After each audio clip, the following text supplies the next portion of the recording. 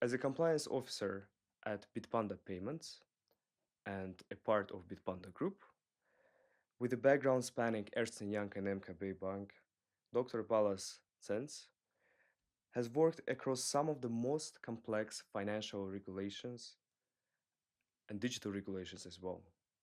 Today, he brings the kind of perspective most of us never get to hear. Thank you for coming today. Thank you for the invitation. Yeah. So, I guess maybe we should start with the background, right?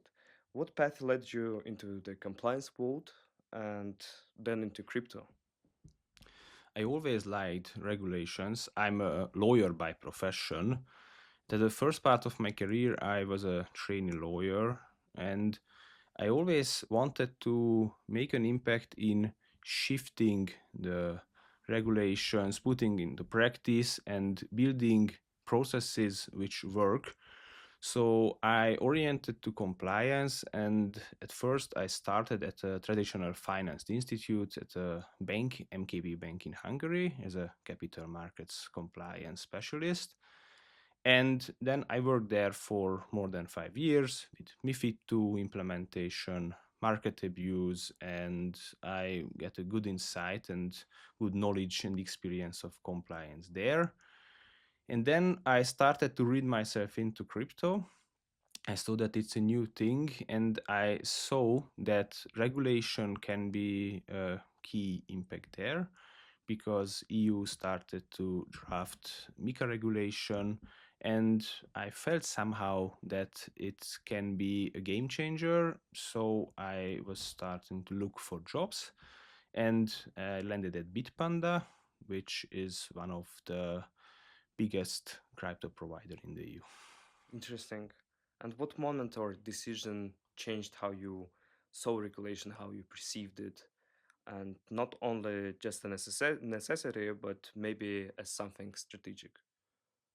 When I started to work in compliance, of course, it took a while when I worked myself in, but I saw that in order to be able to make an impact and to be able to build a good compliance framework, you have to be able to use it as a strategic tool because if you are only working mechanically with the rules but you do not see the bigger picture what change what impact rules can make for an organization regulated industry like banking or now crypto, then it will be only on a firefighting, and I never liked firefighting in terms of work because then you are always lagging behind. And we started to build systems, we started to see the control points, the processes. And around the MiFID II implementation, when I saw how complex it is, I felt that in order to be able to tackle this, we have to think ahead because otherwise, as I mentioned, it's only firefighting, jumping from one fire to the next, and then you cannot build a successful compliance program. Interesting. And when you first came across the crypto industry, what felt familiar after moving there from banking, and what didn't? It was surprisingly familiar that at Bitpanda there was a good compliance framework because, as you know, crypto industry before MiCA wasn't the most regulated, but at Bitpanda I saw that there are good processes, and it was also familiar how professional people are, not just in compliance but at the whole company.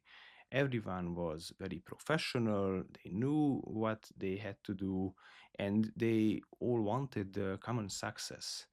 What wasn't that familiar, how fast paced things work there. Because at the bank, of course, we didn't have much spare time, but you know, banks are like bigger ships, like cargo ships moving slowly on a path and they slowly shifting, meaning when new things come, not banks are the first to react.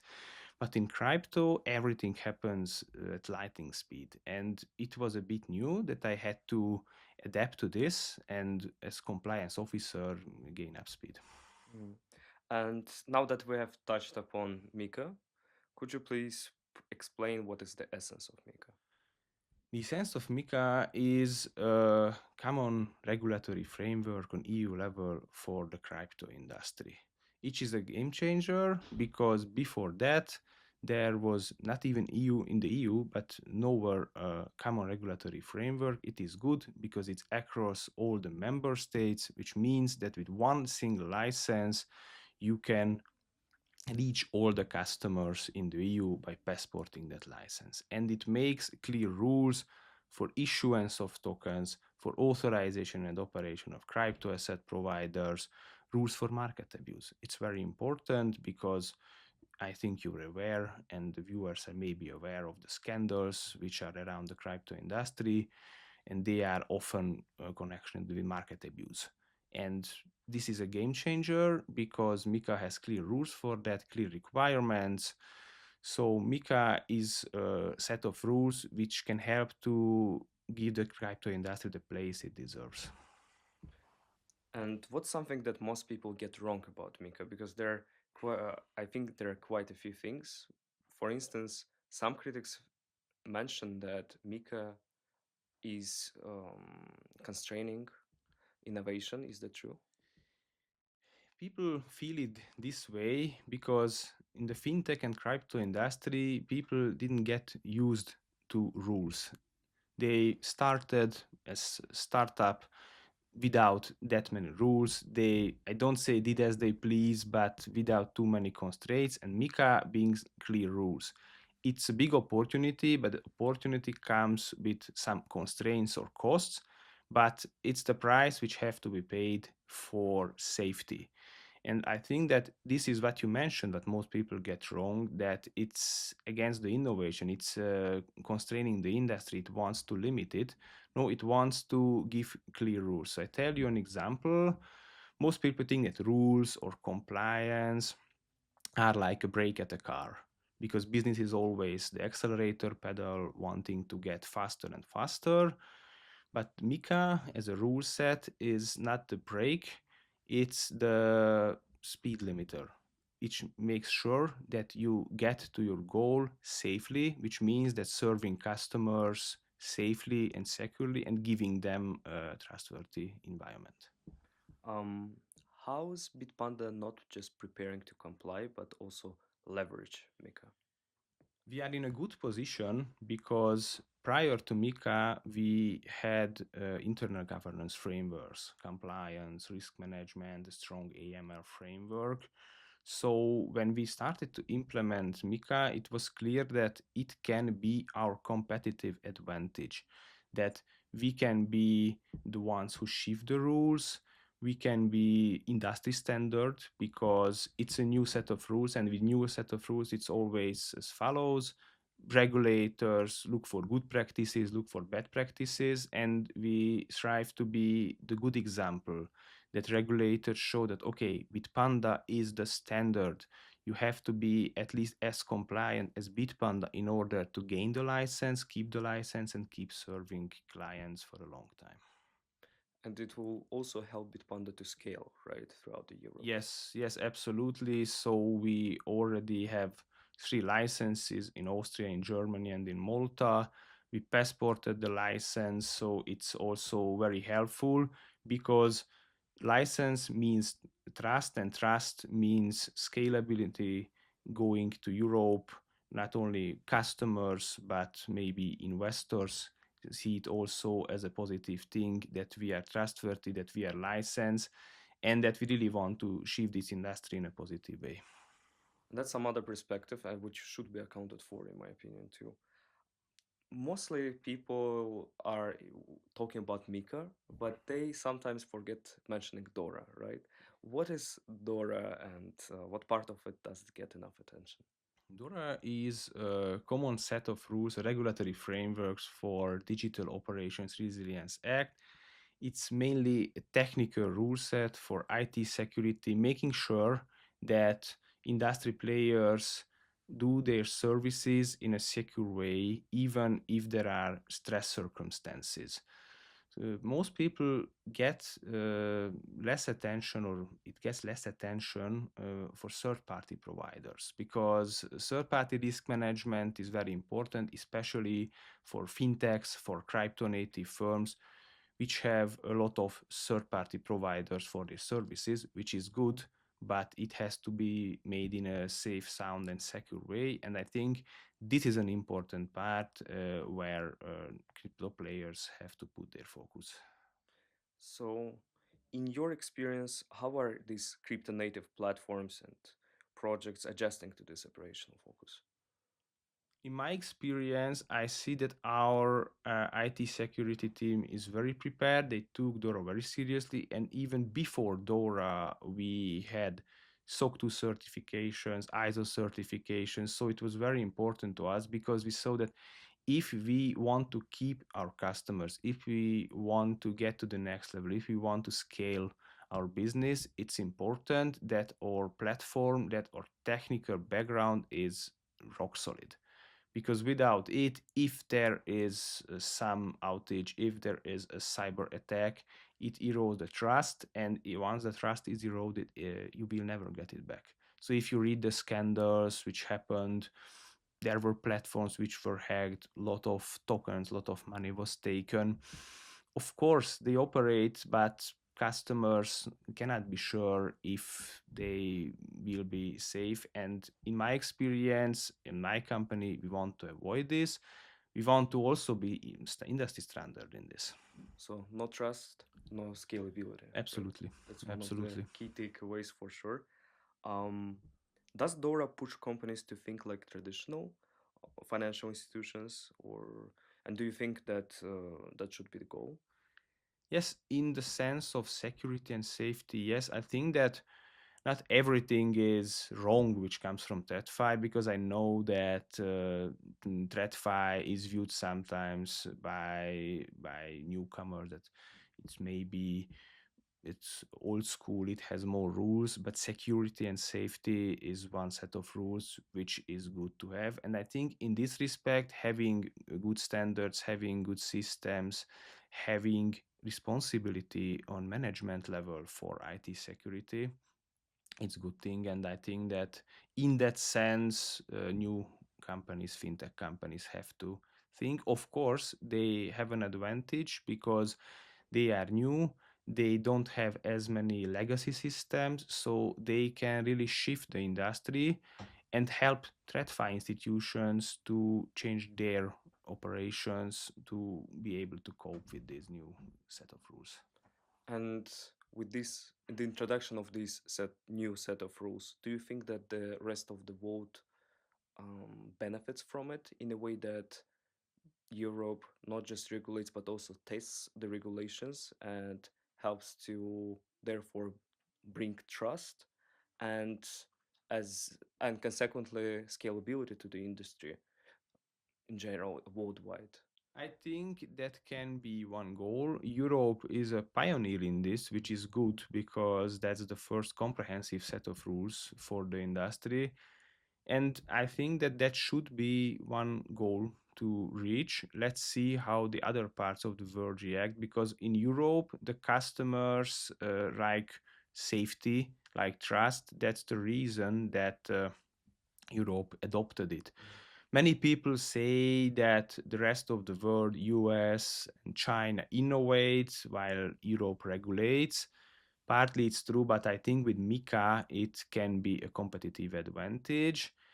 Because if you look at again the scandals, there were numerous scandals and it really kills the trust. And if people see that in Europe there are good fintech companies, good crypto companies such as Bitpanda, because we are growing, and people see that we do it in a trustworthy way, in a regulated way, because regulation was also a key focus with us. So let's see what happens in the US.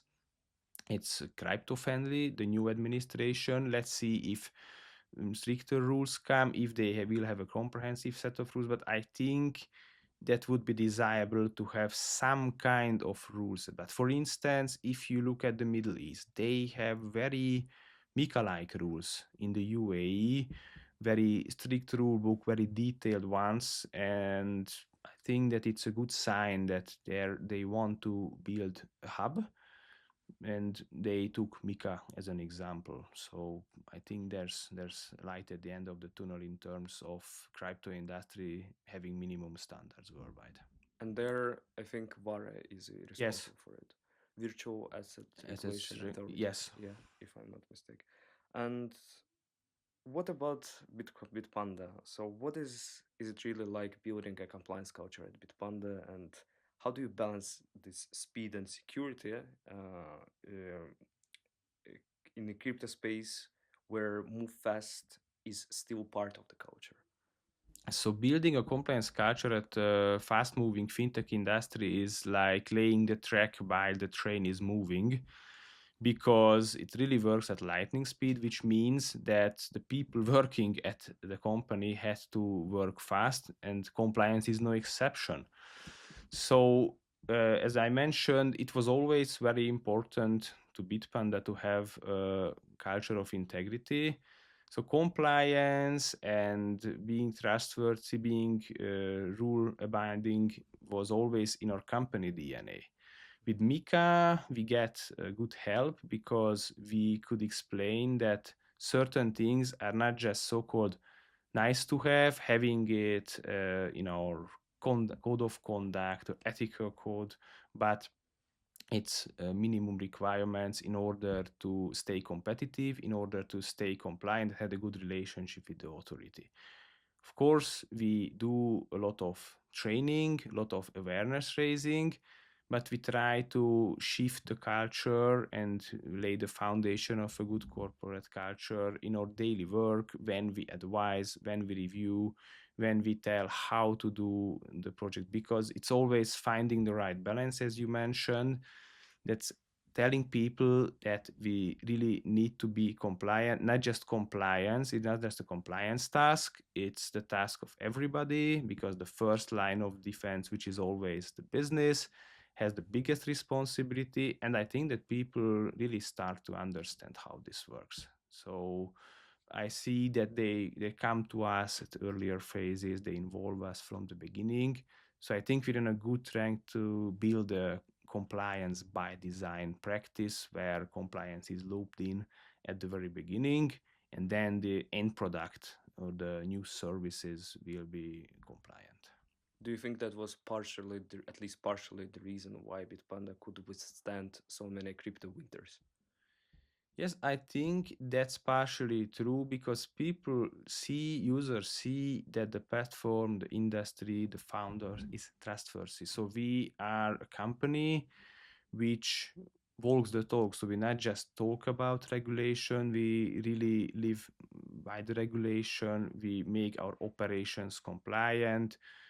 The founders think it important. We spend heavily on it. We have good compliance, AML, risk teams. We have strong IT security.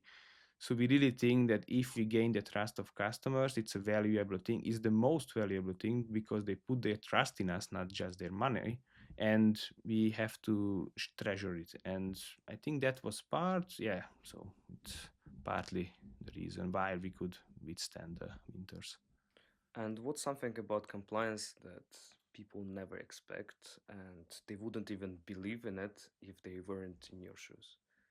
I think that one is the most important thing is that it's not boring, it's very exciting, and it helps to shape how the final product and service will be done. Because we advise on the how we can do this, because compliance people are often labeled as naysayers, that we say no, that we have our rule books and we go there, measure the product by them, marked out check boxes, and if it's fine, then it can go to the market. If not, then we say no. Of course, we do also this, but in order to be an integrated part of the company, and as I mentioned, to be looped in early, you have to earn the trust of your colleagues, the trust of business, and especially in fintech, in crypto, it's very important because here people not always understand what it means that you answer to the regulator, because product people, engineers. They come from a different world. They're very knowledgeable, they're very talented.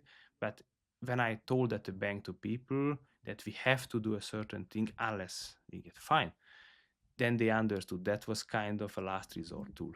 But here we have to shift the culture. So I think that is what's surprising, that we have to understand the business and the products in order to be able to help. And have you ever read a rule or a guideline and thought this goes completely against what this industry actually needs? Yes, so at MiCA, there are some parts which are not clear. The interplay between PSD2 and MiCA, and with regards to e-money tokens and the double licensing, if it's required. So I think it's an ongoing discussion on European Commission level, but the industry puts heavily against it because it's against the need of the industry, and it puts some administrative burden. But as I mentioned, it's ongoing. But there's always, the proof of the pudding is in the eating. So MiCA is very new. Let's wait how the regulators will do. Let's wait like a year, because I think that they will start reviewing how many players are in the market. They will start sending out questionnaires, doing on-site visits, and defining good and bad practices, and then issuing guidelines, setting the practice. With MiFID, it was the same. There at the beginning, there was a lot of unclarity. We did not understand how we can do, for instance, with inducements or the new cost transparency rules. At the beginning, they seemed very against the industry.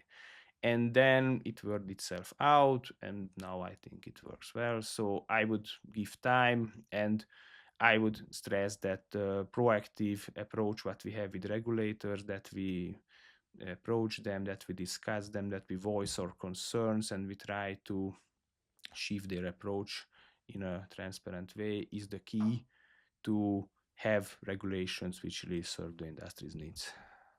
And are there any parts of Mika or Dora that you would rewrite if you had a pen?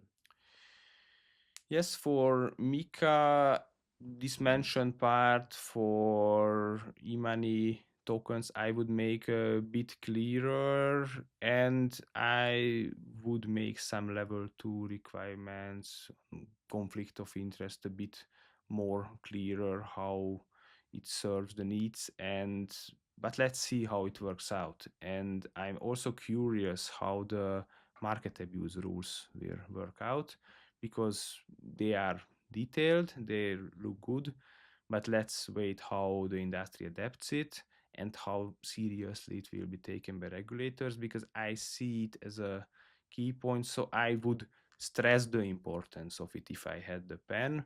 The rules are good, I don't want to say, but I would make it more detailed, because that's where scandals can really happen if some wrongdoing happens in these terms. Do you think regulators really understand how crypto works on a practical level? Or there is still a fundamental difference or disconnect? Yes, I think that they're in a good path. It's valid that it's very complex. Like the regulation itself is also complex, but the technical part, and it's also with every regulation, it is the key question. When I started to work as a compliance professional, I understood that by reading the law, I cannot understand the industry. And if you don't understand it as a compliance professional or as a regulator, then you cannot do effective supervision. But I think that they're on a good track. But it's also valid that there are gaps, because the industry moves really at lightning speed. But I'm curious if regulators see this as an opportunity to gain up speed and to move at the same speed that the industry works with. Yes, I think it's really important to stay optimistic.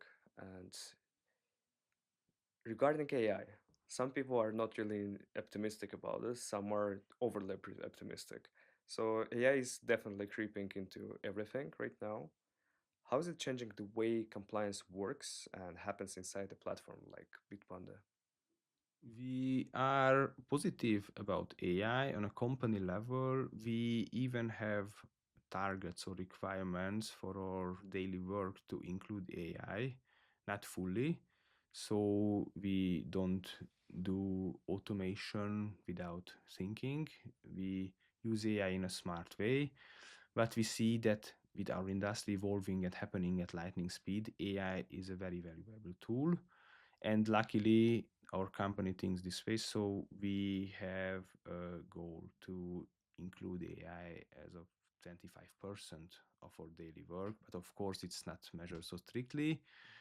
But I think that the future of compliance is also defined by AI, because if you look at today's generative AI tools, they can give good advice, they can do reporting even. So I think those who think that AI won't play a significant role will be surprised in 5 to 10 years. So I think it's better to be at the forefront, learn how to AI works, and then you don't get surprised later.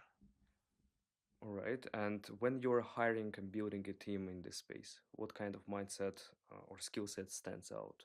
And for instance, have you started looking into AI skills as well? Adaptability, quick learning, skill of unlearn, to constantly learn new things. These are the skill set which are important at the fintech and crypto firm. Of course, deep understanding of the regulations, a keen interest, and an understanding of the industry is important, but also the technical skills, understanding data, because we work with data. And it's very important that you have to be able to explain complex things like MiCA, DORA, what it implies to product, to engineers, but even to regulators or managers. So you have to be, as a compliance officer or professional, this person who can really translate the complex needs to different languages, and also quick work. So you have to be really able to work at the same speed as the industry moves, because in our industry, you don't have weeks or months for reviewing an idea, because in weeks or months, new products, new services are out to the market. So it's important that you have a quick mindset which can adapt to new changes. And for the average user, what's one thing they usually overlook when it comes to protecting themselves?